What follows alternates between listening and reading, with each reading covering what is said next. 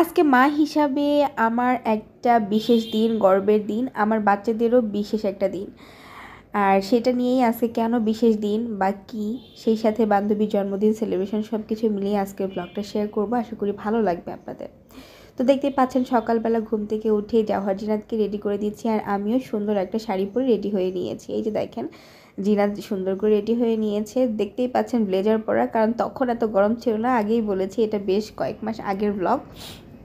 আর এই তো জাওহারও রেডি, তো তারা হচ্ছে স্কুলের ইউনিফর্ম পরে রেডি। এই তো আমরা এখন চলে যাব হচ্ছে স্কুলে। বাচ্চাদের নিয়ে এরকম একদম রেডি হয়ে স্কুলে যাওয়ার একটা উদ্দেশ্য তো অবশ্যই আছে, তাই না দর্শক? তো সেটা কেন, কিসের জন্য, সেই উদ্দেশ্যটা জানতে হলে তো পুরো ব্লগটা অবশ্যই দেখতে হবে। আর আমার এই শাড়িটাও বেশ অনেক বছর আগের কেনা, কেন জানি মনে হলো যে শাড়িটা পরলে মেবি সুন্দর লাগবে।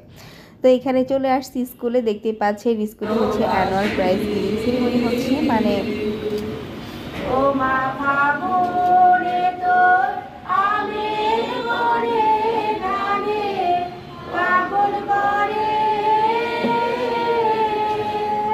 হরিহার আরে ও মা কারবা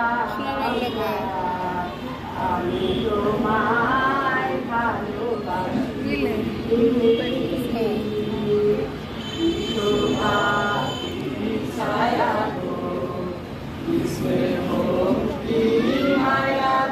তো স্কুলে জাতীয় সঙ্গীত পরিবেশন করা হলো, আর জাতীয় সঙ্গীত শুনলেই কেন জানি আমার মনটা একদম শান্তি হয়ে যায়, খুবই ভালো লাগে। তাই যে একদম স্কুলে একদম সব গার্জিয়ানরা চলে আসছে, এখানে প্রধান অতিথি কিছু কথা বলতেছে, এরপরে প্রাইজ গিভিং শুরু হয়ে গেল।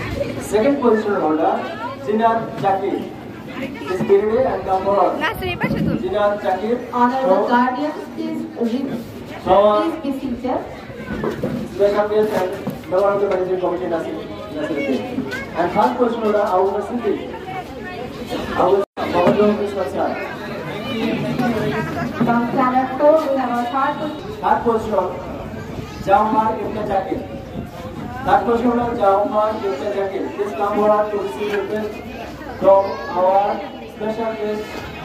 এদিকে ঘুরে, এদিকে